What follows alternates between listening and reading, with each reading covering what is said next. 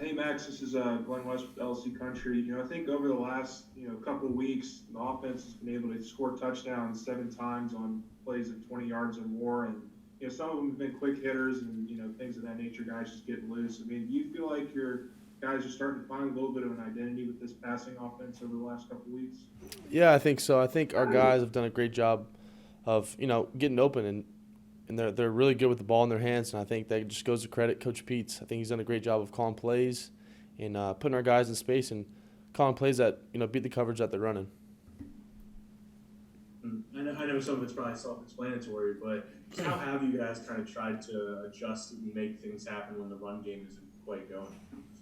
Yeah, we've been working on the run game since McNeese State, and I think we've done a better job since then.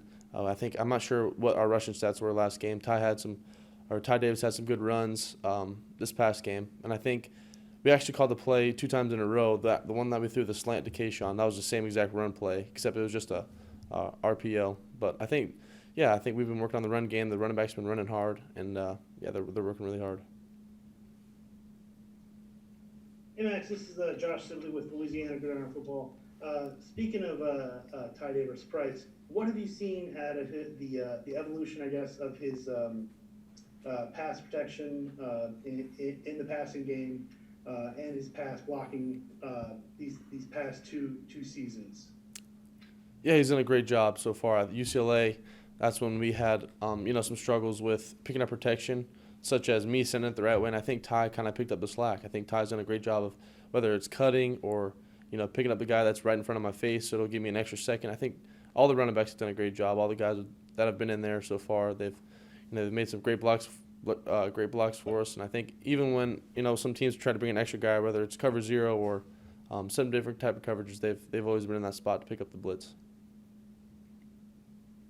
And it's just kind of going back to the running game. You sort of mentioned how the Ty had like 11-yarder that you mentioned, an 18-yarder early in the game, but maybe it's just not as consistently as explosive as y'all would like it to be. Is there something that you're all really working on to try to have that a little bit more happening? Is maybe working having those RPOs to sort of confuse a defense or something like that?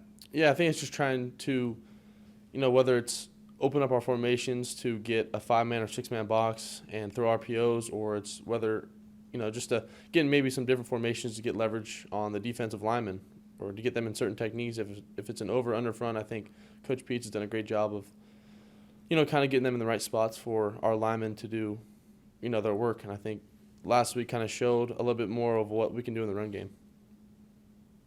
Yeah, hey Max. I'm not sure if we asked you this or not, but I think somebody was saying that chipping is a big part of y'all's offensive scheme, and particularly over the last couple of weeks, it seems like tight ends and running backs have done a little bit better job of doing that and giving you some extra time.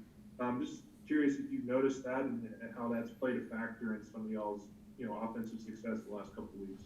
Yeah, I definitely noticed. I think all the running backs have done a really good job of chipping, nudging, or kind of just getting out when they aren't needed in protection. I think they know where to go, whether it's to the right or the left. They know how to scan. I think Coach Munoz has stepped in for Coach Falk and done a great job of kind of explaining to them, where to be on some type of blitzes and stuff.